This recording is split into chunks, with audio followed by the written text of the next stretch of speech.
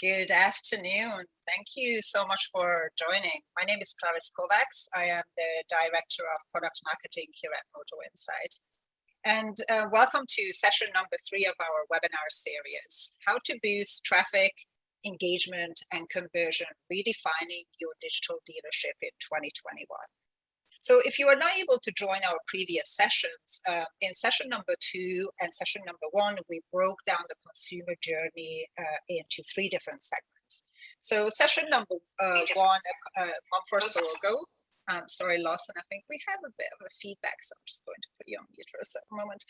So in session number 1, we focused on top funnel. So we're looking at how you can drive quality traffic and increase the volume of traffic to your website and digital retailing tools. And Matthew Groudon from Google and Benoit Lafrance from Traffic talking about what the consumer trends are, how you can influence and capture those consumers early in their research phase. And then session number 2, a couple of weeks ago, Taylor and Jason joined me from Synchro Digital and Randy from Car Media, and we're talking about engagement. So once you capture those consumers, you've driven them to your website, how can you ensure that you follow some best practices to lay out a nice, clear path for your consumers where they are engaging with your widgets, your call to action buttons, and they actually converting to prospects? So we talked about best practices on ensuring that you don't have conflicting call to action buttons and pop-ups that can break that consumer journey. So today we're focusing on bottom funnel. So we're talking about conversion, and I'm really excited because I definitely have all the expertise and knowledge in our virtual room today to cover this session. So we know in automotive retail, the average e-lead conversion is pretty low. It's around 10–11%. Some dealerships are lower, and there are some that are higher. But potentially when we look at conversion rates out of 100 prospects or consumers, we are not able to close 80 of them. And where are those breaks? Where are those gaps that we can enhance and fill in to ensure that we're more effective and more efficient in our conversions? And without further ado, I think it's time for me to introduce our panelists today who are going to be sharing some insights and best practices around conversions. And why not, ladies first? I'll start with you, Holly. Thank you so much for joining and welcome to the conversation. If you don't mind, just give our listeners a quick introduction here about yourself and also the solution that your team provides for dealerships. Sure, great. So thank you so much for having me, Clarice. Holly Marco with Proactive Dealer Solutions. So everything that I do specifically is around customer experience. So some of those same gaps and holes that need to be plugged, Clarice, as you just mentioned, that is definitely in my wheelhouse, both at automotive as well as working in other verticals to, again, work with companies to improve, to enhance that customer experience, really through the employees that drive that same experience. And then, of course, we have Lawson Owen here as well. I'll let Lawson introduce himself as well as Proactive. Thank you, Holly. Thank you, Clarissa. We appreciate the opportunity to be here and share. Lawson Owen, I'm the CEO of Proactive Dealer Solutions. At our core, Proactive, we are a process management, lead management consulting company, and we work with about 1,200 dealers throughout North America. Thank you, Lawson, and JD as well. Welcome to the conversation. Yeah, thanks. Really appreciate the opportunity, Clarice. Thanks for having me and us as JD Power. Yeah, so my name's JD Nye. I'm one of the directors in the Canadian automotive practice for JD Power. So my area of responsibility with the company covers everything from our annual benchmark syndicated studies like CSI and SSI that I'm sure a lot of people watching today are familiar with, but also what a lot of people don't realize is about half of our business in Canada is what we do on the back end of all of those syndicated studies. So everything from proprietary research engagements all the way down to in-store consulting with dealers. Thank you, JD, and welcome everyone. I really appreciate you joining. And I want to make this as interactive as possible as well. So as we go throughout the presentation, we've got quite a few slides with some solid content on there. I want to encourage our listeners to comment or provide some questions to our panelists as well. You can see on the bottom of your screen, you have the options to submit your questions. So please feel free to do so. And we'll either pause as we go through the presentation, or we'll leave some time at the end as well. But kind of let's jump right into it. So we're talking about the consumer journey and how that's evolved. And I think that's relevant in any industry, not just in the automotive industry. And I think there are a few key factors that's been driving that change, and something that we need to be faced with and make sure we address as part of the consumer journey. Transparency, convenience, that personalized approach, and ensuring that we provide a safe shopping environment, whether it's in person or in digital. But really, let's look at those overall consumer trends and how they are impacting our automotive industry, JD. Yeah, sure. I know we want to cover a lot of topics today, so I'll try and give you the really quick version of this slide. No worries. I haven't been accused of being short-winded before, but I'll do my best. So what you're looking at here is research that we've done at JD Power across all of the different industry verticals that we serve.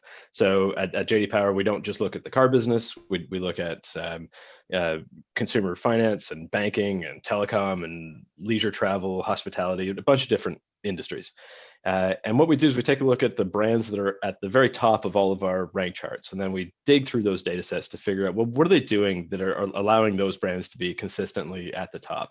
And so from a cross-industry perspective, these are sort of the four core pillars that we see driving a great customer experience today, regardless of the industry that you're talking about. So the left-hand side is channel preference. What that comes down to is, regardless of how I choose to engage with you, the brand, there should be a kind of an easy and efficient and transparent way for me to do that. So whether I'm on my phone, sitting on my couch on my laptop, or I actually walk into a bricks and mortar location, there should be a system set up to meet me where I want to be. That sort of goes hand in hand with the second pillar there. Frankly, one in which the automotive industry, at least in Canada, is lagging other retail verticals, and that's essentially the outsized digital expectations of today's customers. It's not always fair, but unfortunately, we don't always get to set the expectations that our customers walk into their journey with us. And increasingly, those expectations are being set by digital leaders out of Silicon Valley. So when I, as a customer, have a great retail experience with Apple or Amazon or Uber, I start to think, well, why can't I be handled that way, or why can't my dealer do that? Is kind of the common question that comes up.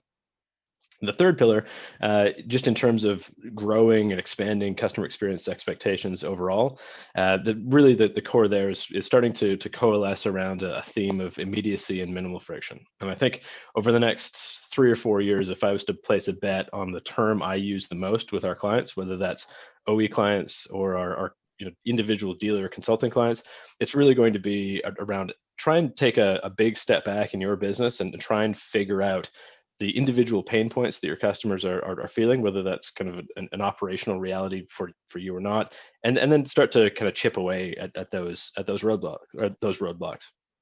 And finally, the evolution of frontline staff, really regardless of the role they serve within the organization, ensuring that role, at least from a customer-facing perspective, is in the automotive industry anyway, is really one of product consultation and process facilitation, as opposed to kind of the old school double finger gun sales guy.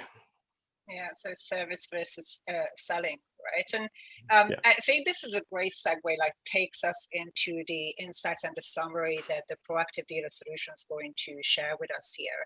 So now we looked at the consumer expectations and what their journey needs are, but how do dealerships actually measure up? So the team here does thousands and thousands of mystery shops, and there are some themes that it's super valuable for our conversation today, and I think it's a great takeaway to our listeners today as well. Where do you fall in some of these areas? So I'm going to let Lawson and Holly take us through these stats and some of the elements that they see that stand out in their engagement and follow-up processes today with dealerships. Yeah, I guess I'll start here, Holly, and you can jump in, obviously. Sure. So obviously with a sampling of 10,000 mystery shops, that's a great number, right? A great pool. And there's a lot of extrapolation of that that we can pull, and I think it's an accurate representation of the marketplace. And so, what you're going to want to do is, as we go through some of these results from that 10,000 mystery shop test, if you will, is to see if it's reflective of your environment. The whole idea, again, to what JD was referencing, was we have to have a process that is focused on the customer experience, the customer journey. And the goal needs to be on how do we create that frictionless environment. So as we go through these results, as you start to see the results, just kind of, walk a mile in my shoes kind of a thing. If you were the consumer and you were reaching out to a dealership and this was your experience, would you interpret that to be a frictionless experience, or would that create a level of frustration? Would that experience be one that would entice you or motivate you to want to go further in the process, or to engage further, or to visit the store? And so these results, again, are a good representation of the marketplace.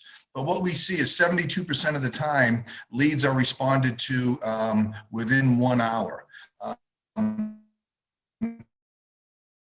Now, obviously, that means response time, we all know, is critical. I see response time as now. What would your response time be if someone walked into your dealership, if you had a ringing phone call? We would expect that person to be serviced or engaged with almost immediately. Now, online inquiries, it might be a little bit more difficult or challenging, but the goal needs to be around minutes, not hours, right? A personalized subject line, only 47% of the time is there a personalized subject line. I think at this stage, we all know that the subject line is going to determine your open rate. And that's the first domino, if you will, in the domino effect. Are you having an engaging subject line that's going to motivate the consumer to open the email, right? Introduction, only 41% time is the respondent actually introducing themselves, giving themselves a name, saying, my name's Lawson, thank you for inquiring, my name's Bob, whatever it might be. But the inverse of that, think about this, 59% of the time, the salesperson or the respondent didn't introduce themselves.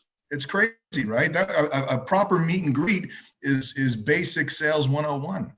Yeah, and I think 94% of the time we use the customer's name. Oops, sorry. A bit of a lag with your internet, Lawson, here. Yeah, and to me that's baffling. I was kind of like jumping ahead to some of the other stats as well. But yeah, let's go ahead. Sorry. No, it's great. And 94% of the time we're using the customer's name. That's very important. That's a great percentage, right? The favorite word for all of us in the English language is our name. So we're engaging the consumer by utilizing their name, which is a good sign. 61% showed appreciation for the interest or the inquiry. I think that this is critical. Thank you for the opportunity. Thank you for your recent inquiry. Thank you for responding to whatever the outreach is. I think that appreciation, right? People like to be appreciated, and I think this is a representation of appreciation. Now, the next quote, the 45% customer value statement, to me, this is a little disappointing. You know, sales, automotive sales, the retail side of the house is very, very competitive. We have to understand what is our competitive advantage in the marketplace. What separates us from our competition, the dealer across the road, across the street or down the road. So understanding the value statement and conveying that to the consumer, again, creates distinction. If it's relevant and pertinent to what the consumer is asking or what they're looking for, you're going to drive that engagement, which is what we're looking for. 52% of the time, we let them know if the vehicle of interest was even available, right? So 48% of the time, we didn't even say yes, that vehicle, that Silverado is available, whatever the vehicle may be. So again, we want to let them know, you know, is the vehicle available? Since Henry Ford, customers have been asking us, what have you got? How much is it? And what's mine worth? And if you think about it, nothing's really changed in the marketplace with modern retail or digital retail. Those are still the early and initial inquiries. And we have to have prepared answers to meet the customer where they are within their journey. So only 52% of the time are we letting them know if the vehicle is available. Can I point about that 52%? Can I make a point about that 52% about that availability? Well, I make the point because, when we look at a stat like addressed availability of vehicle of interest, I think, anytime we're failing to do something from a performance standpoint, there's a couple of reasons for that. Is it that we're withholding information because we want to control the level of information we're giving out? Is it simply that we don't have that car and we're not able to pivot, right? And so is it a skill issue more than a desire issue or a withholding information issue? But I hopped on this stat. I'm passionate about this stat because there's a parallel here. We're doing it and we see this pattern happening in 10,000 mystery shops. We see the same pattern happening on phone calls when 70%, upwards of 70% are calls about, do you have it, right? Yet a third of those phone calls are offline with a promise to call back because, again, they're not giving the information in real time, right? Why is that? And I just think it's so important, and it's an important stat to pay attention to. At the beginning, Lawson, you said something really impactful, and that was use these areas to take measurement, take the temperature, audit your existing emails, and have an understanding of what you're currently doing. Are these some of the same patterns that you're actually seeing or that are happening in your own dealership? So I have to jump into that one, Lawson. I get so passionate about availability. And I think the most baffling to me is that where dealerships are not answering the actual question the consumer is asking, right? Yeah, I mean, 55% of the time and 45% of the time they actually answered. So 55%, more than half of the time, they didn't answer the caller's questions. Why? Well, and I think if we go back to, how I kind of started this slide with, if you're focused on not good. the customer experience, the customer journey, and trying to create a friction. Yep. We really struggle with your enter, like there's a lot of lag. So maybe with if we try and turn your video off, and I think that might help. Sorry, I know you're we have an issue with. Okay, how's that? Is that better? Better, yes. Okay, so again, if we focus on the customer experience, the customer journey, and trying to create a frictionless process, if you just take those last three on the third row there, 45% of them we're not answering questions, right? Only 29% of the time are we offering them a price, and 52% of the time we're only letting them know if the vehicle is available. So is that really going to enhance or elevate the customer experience? Is that creating a less or frictionless environment, or is that creating more friction, more frustration? Because I think these are the three most commonly asked questions or concerns from any consumer. Are you going to answer my questions? Is the vehicle available? And what does it cost? If we're not prepared to answer that, and to Holly's earlier point, is it a training issue? And I think more often than not, it's lack of training and lack of preparation. So just one question came in from board here. It's like, do you feel we should give a price or quote even if the consumer did not ask for it?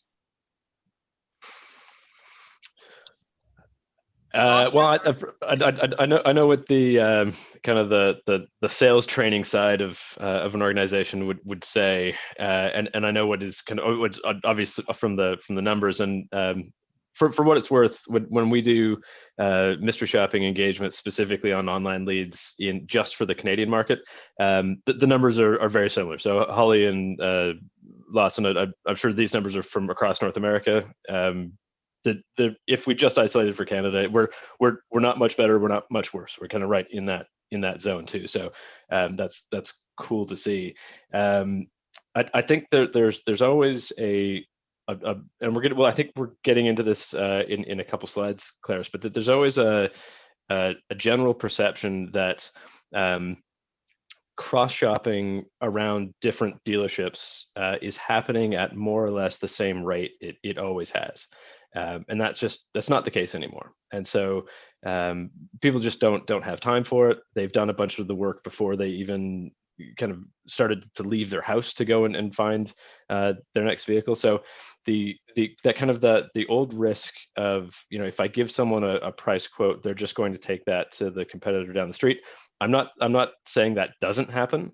But it's not the preponderance of sales experiences today. Most people just don't care enough to do that and don't have time to do it. So and I'll add on to that. I'll add on to that, JD. I mean, I think it can be really hard to connect and earn the trust of someone who you've never met, who you can't see face to face. I think that a lack of trust of salespeople is actually amplified because the world of technology is clouded with digital pollution. And what I mean by that is spam, bots, right? Persuasive text, manipulative messaging, that type of thing. So anytime we can show transparency or do or offer, information, right? It just creates trust. It starts to forge more trust, and it starts to kind of break down those barriers, which are just naturally there and naturally occur when we can't see the person on the other side of the screen. Yeah, and when I put my sort of consultant hat on in that particular space, I would just say for the dealership audience on today's call, imagine if your online interactions, for example, just looking at this slide, imagine if your responses were at 100% across the board. You can't necessarily get to 100%, but let's just say yours was personalized. It was really immediate. You provided all the information, you answered the questions, you let them know where the car was in inventory, all the kind of the boxes we want to take.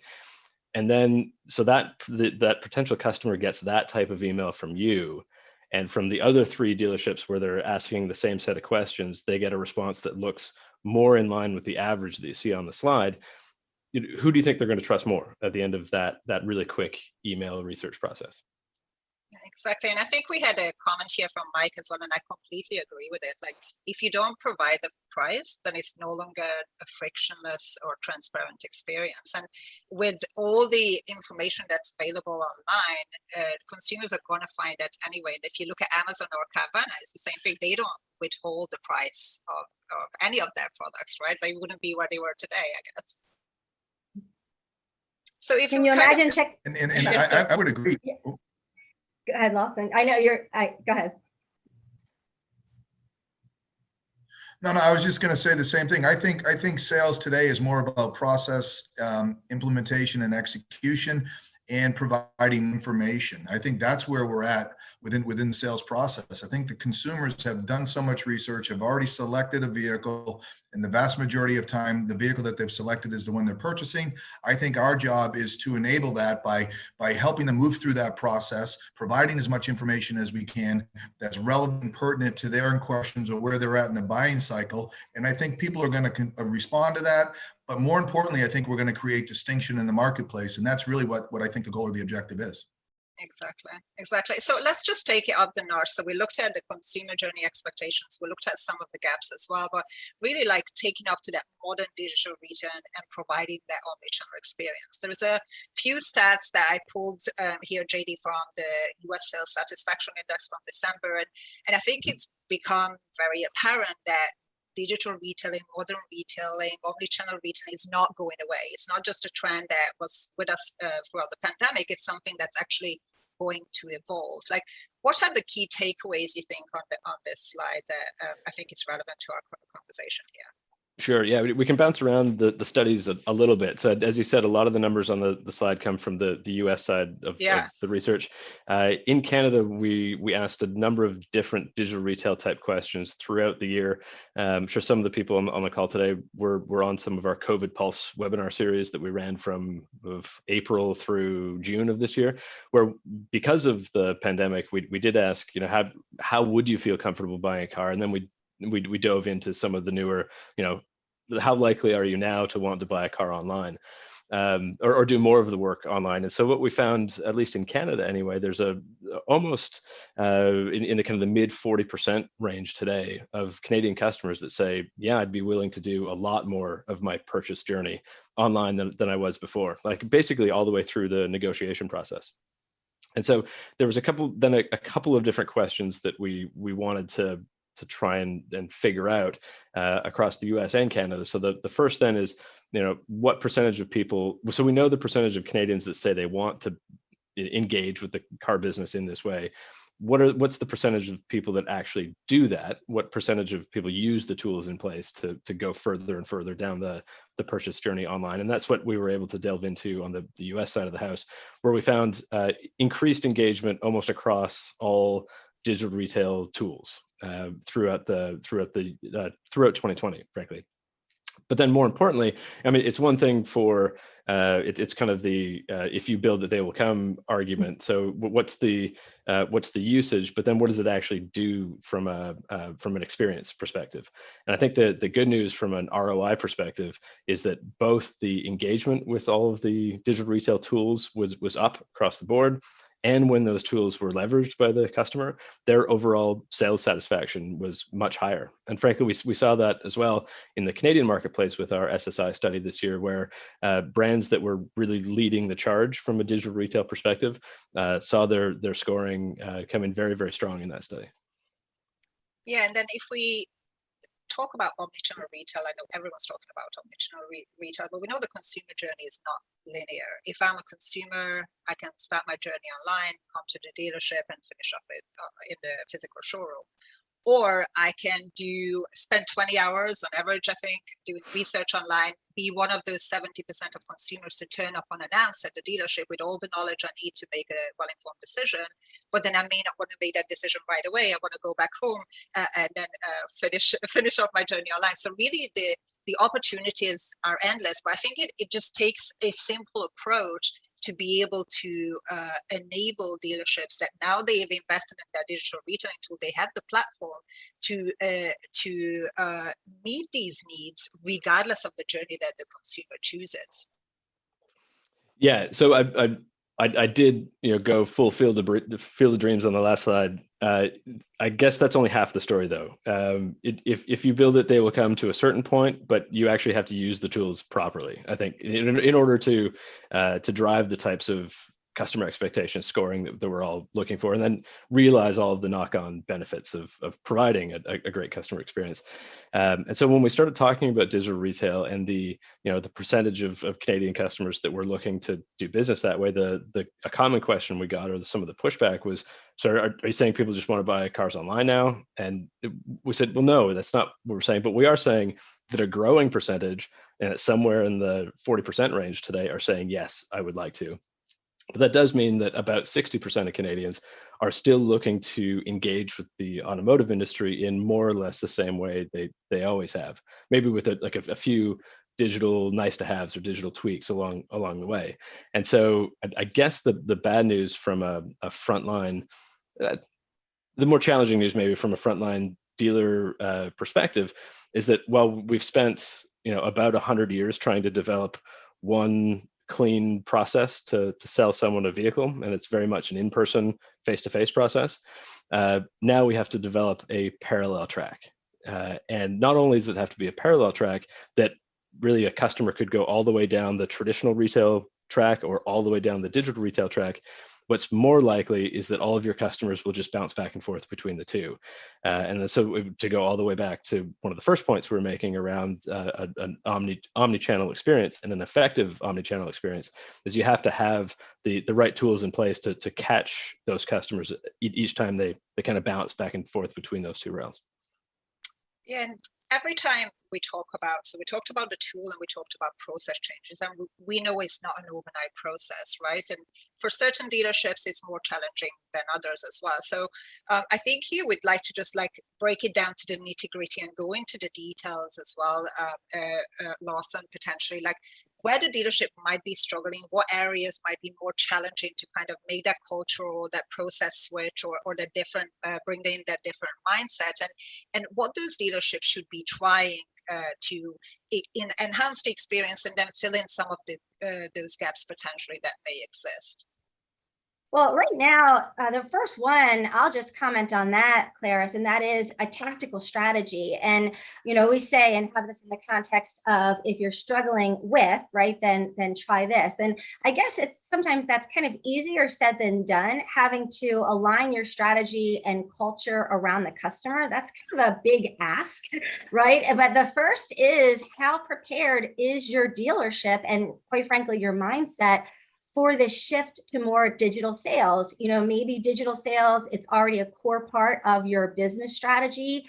Perhaps you're still planning the stages to get there, right? But you're confident that you're going to find the right balance between virtual and physical sales, right? Maybe you're just not moving fast enough to embrace these digital sales trends, or perhaps you don't find that there's a need to prepare because consumers are going to still want to come to the dealership to buy their next vehicle. And I think to some degree, there's an element of truth into all those statements. JD, you said it beautifully when you were talking about the field of dreams, right, versus the more traditional model. One thing is certain, the road to the sale has definitely changed. That being said, customers bounce back and forth in between, online and in person. And we have to have the strategy ready to go to address that from an omni-channel standpoint, but also to address that from a mindset standpoint.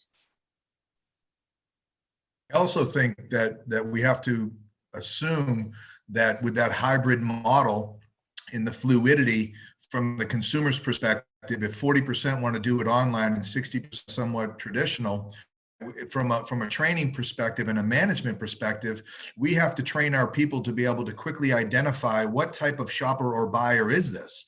And so our training has to be much more comprehensive, and it has to be there has to be a sense of independence where our people, whether it be BDC or sales representatives, understand intuitively or quickly, this is the type of shopper I'm dealing with. This is the process that I have to embrace. These are the communication styles or techniques that I have to deploy. So I think when we get into the tactical strategy and change leadership, it's managerial function and focus. Any initiative that has succeeded or failed is always relied on middle management. So that's why coming up with the right strategy, having that change management and that leadership willingness to change is going to be so critical, because again, we're going to have to train our team just a Holly, sorry, I have to jump in. Yeah, I know we're struggling. I'll jump in. Well, and as it relates to change leadership and change management, and what Lawson was saying about the training and the preparation piece for the employees, I think those two go hand in hand. So what we see, and I'll just give you a theme that we see oftentimes, and that is we'll see a manager or management team jump right into training before they do some of the other change management and change leadership activities. And what I mean by that is, for an initiative to work, there has to be the awareness, there has to be communication. Your entire team has to understand the goals and what you're trying to do, what that tactical strategy looks like. And then you have to ensure that you have the desire, the mindset among your people in order to change.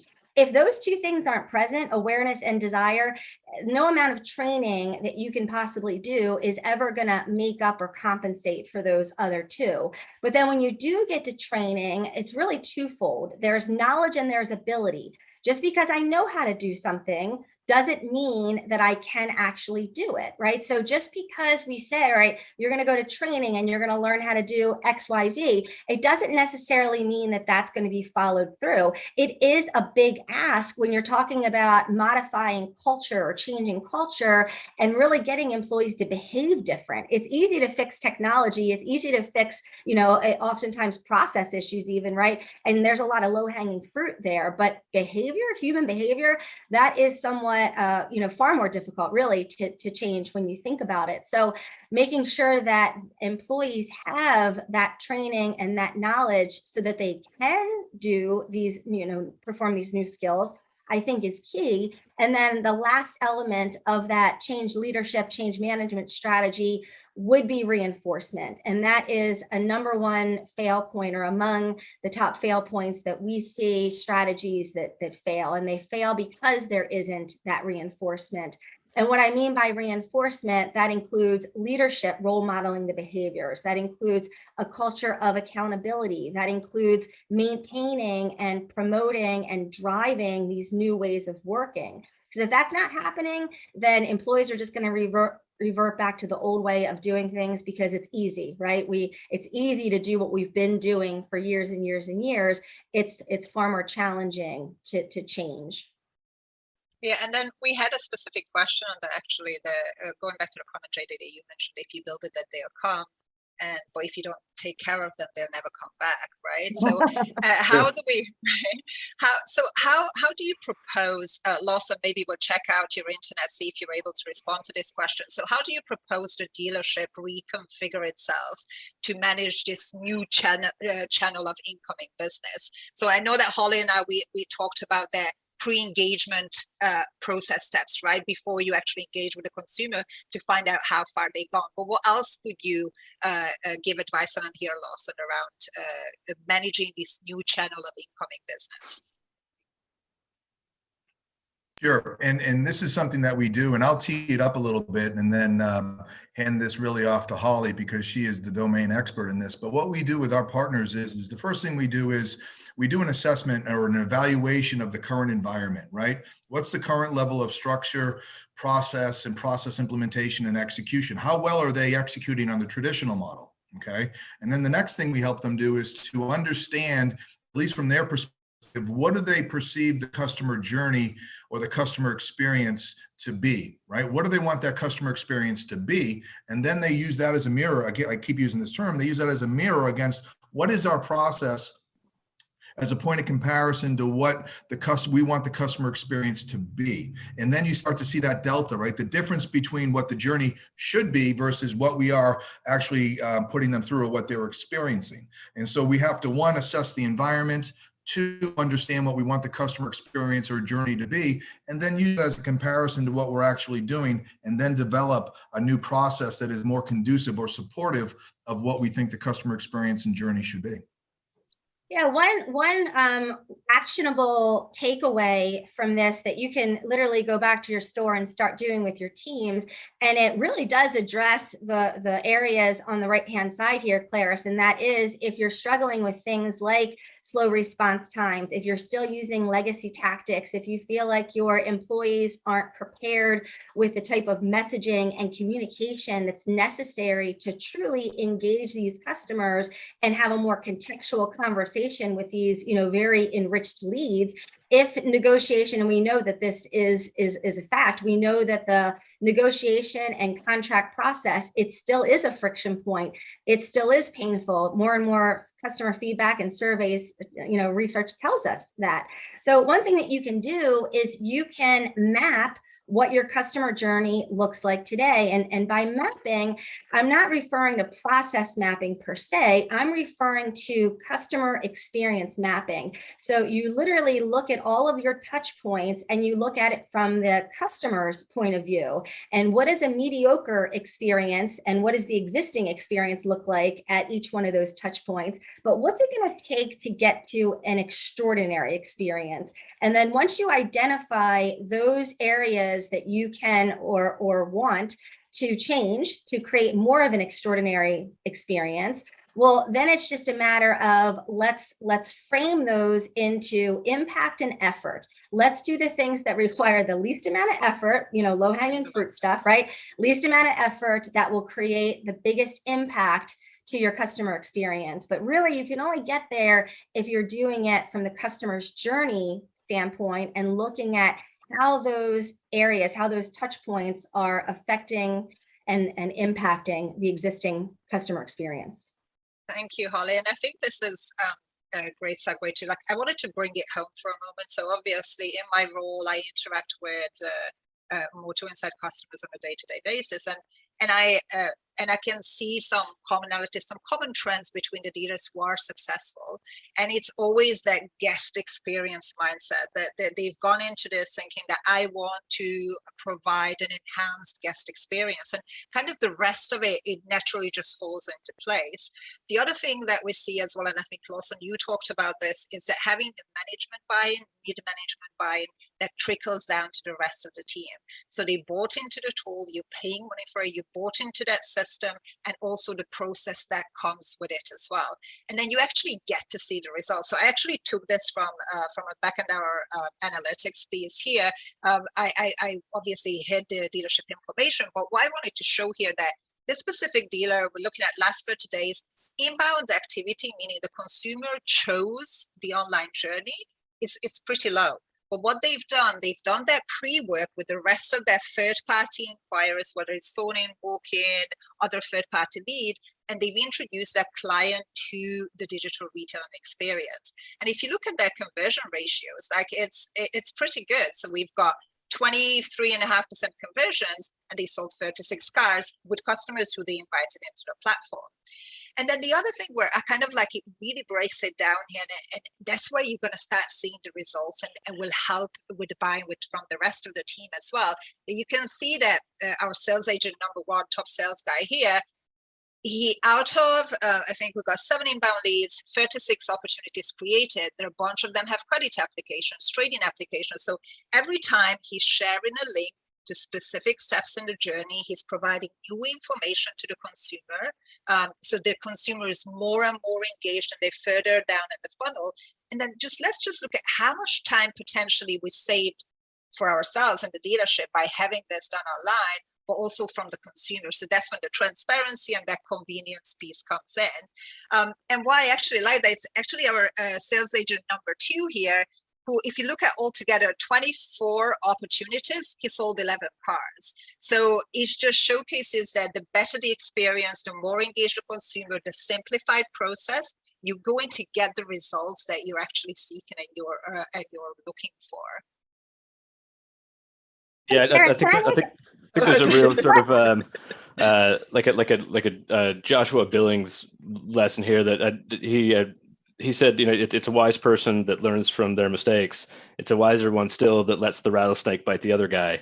And I think once we can get some success among salespeople in a store, or salespeople across an industry to experience success in the digital retailing tools that exist, then we'll start to make a little more progress in terms of Claire, you mentioned 11% conversion rate or something from off the top of today's session, right? And that really flies in the face of some of the other numbers that we see, where of all the people that bought a car in Canada last year, over 65% of them told us anyway that they knew the car they were going to buy before they left their house. And so in that world, the conversion rate is super high, and so there's a real disconnect today. With the online experience. And I think what we see anyway on our side is a real like a drive among most salespeople today to ingest those online leads and turn them into in-person appointments as quickly as possible. Get the person off of that online tool as fast as possible, because I know as a salesperson, if I get them sitting down at the desk, I can sell them a car. And I think that once we can start to, I guess it's kind of a 3-pronged approach. Once the customer gets more comfortable with the online sales process, once the salesperson gets more comfortable and confident in their ability to still make their commission by keeping the person online, and 3, once the online tools mature to such a state where it really is a seamless, easy, transparent, efficient way to buy a car, that's certainly the kind of the big tipping point. Because right now, a lot of it ends up feeling to the customer like a really complicated lead form, and that's I would say we're kind of halfway up the mountain in terms of digital retail today. But that's where the dealership comes in. Like, human interaction is a huge part of that, right? Like, and if the product advisor is using the tools available to them to their advantage to save themselves time and be more efficient and more effective, and it's ultimately creating a better consumer experience. But like we said, we need to judge on what kind of experience the consumer is looking for, and you need to find out pretty fast, and then help them in that journey. Which and really, it means that you're putting the consumer in control, but you're being more effective in the meantime. Holly, sorry, you wanted to say. No, that's okay. It's just one more best practice. So when we talk about the transition from online to offline and in store, what we've done really well as automotive dealers is when we have someone coming in the showroom, boy, we're ready, right? The vehicle's pulled up. We're ready to greet them. We have them up on the board, right? The receptionist is right there. We're ready. That said, take that same spirit and apply it to what can we do now in order to create less friction, to make it more seamless. Do you have a best practice in place where you're viewing the portal, all those data points that you showed prior to this slide, Clarice? Are we looking at the customer's portal? Are we seeing what their journey was? What have they done before they've gotten here? Again, you're very good. We've always been very good at preparing for the visit. The vehicle's ready to show, the sales jacket is ready to go. We have the appraisal form, right? All those things are in place. So that same thought process, apply it to reviewing this information and look at what they've done. How much of the financing application have they completed online? Do you have new desk processes that you've implemented where it, again, creates less friction, one point of contact, utilization of management communication, right? So the idea here is let's make it easier for the customer and let's make that transition one that's really simple by using the same preparation mindset that we've always had, but just infusing this data into it. Yeah, and then I think as we come up to our wrap-up slide here, I think people, process, and tool, JD, like I think this is a perfect wrap-up. Use the tool that you're invested in to your advantage, create simple process, and the most successful dealerships, literally, one I spoke to the other day said, oh, I have a 6-step process. That's it. Like it's a simple process that everyone can easily follow, and then getting that buy-in from the people. Anything else that we could add here as a takeaway? JD, I'll start with you. Sure. Yeah, I think that the middle, well, I guess maybe the first point is probably kind of self-evident. The points 2, 3, and 4, I think are really important. You do have to adjust the sales process to take into account where the customer is in their journey. We're finding now that customers are spending about 20 hours online doing their research, like from figuring out pricing options, if they're buying a pickup truck, all the accessories and the fun stuff you can add, and they're spending like a day of their time doing this work. And then when we ask people how long did it take you to buy your car once you got to the store, regardless of the amount of time someone spent doing that upfront research, it still takes them about 5 hours to buy a car. And that really shouldn't be. Like if I basically want to walk into a store and say, I want that one in blue, I shouldn't be greeted with a 5-hour process to get that done. And so we do have to start to adjust the sales process to meet people where they are. But that does come with it. And Holly was making this point earlier, that you have to rethink everything from an HR policy. Are you hiring the right types of people that can treat customers in this way, or identify customers appropriately as they come in, deal with them appropriately online, and then finally, and I think Holly's kind of model was bang on. You can't jump right to training if you don't have the right tools, processes, and hiring practices in place. Training is kind of not the right place to start with that journey. Lawson, anything to add to that as a takeaway from today's session that dealerships can really focus on? No, I could just reinforce, JD's point. I think that we have to offer the right solution for the right problem. And I think jumping right into training, to JD's point, isn't always the right answer. If we've got if we've got a square peg and a round hole, then all the training in the world isn't going to solve or help us improve that environment. Yeah, and I would just add, adjusting the sales process, that's incredibly important, because we see this again as a fail point. We're still using our same processes, we're still using our same messaging, our same templates, yet we have a completely different customer. We're using a script, yet we have all these different scenarios, and we're trying to take this one script and again, square peg, round hole, right? It just doesn't work. These leads that come from digital retailing solutions are leads like we've never had. We've never seen this much information. So we have the opportunity to have a more contextual conversation, to make it more relevant. And I don't think that it's that dealer employees don't want to. I really don't. I think that oftentimes they just don't know how to. They don't know how to adjust those processes. They don't know how to adjust their messaging, because they've always been trained to drive for the appointment. And now they have to be a trusted resource that's guiding a customer along their digital journey. And that's a hard jump, right? That's a big leap. So I think that number two, I mean, all of these are very valid points to the slide, JD, but, adjusting that sales process and really looking at the way you've always done things and what is and isn't, right, going to work for today's customer in the spirit of these digital leads. I think that's really key. Yeah, and I just want to address the last question that Mike submitted here, that to me, like digital retailing is not just another tool. It's a tool that allows you to remove the roadblocks that exist in traditional way of transacting.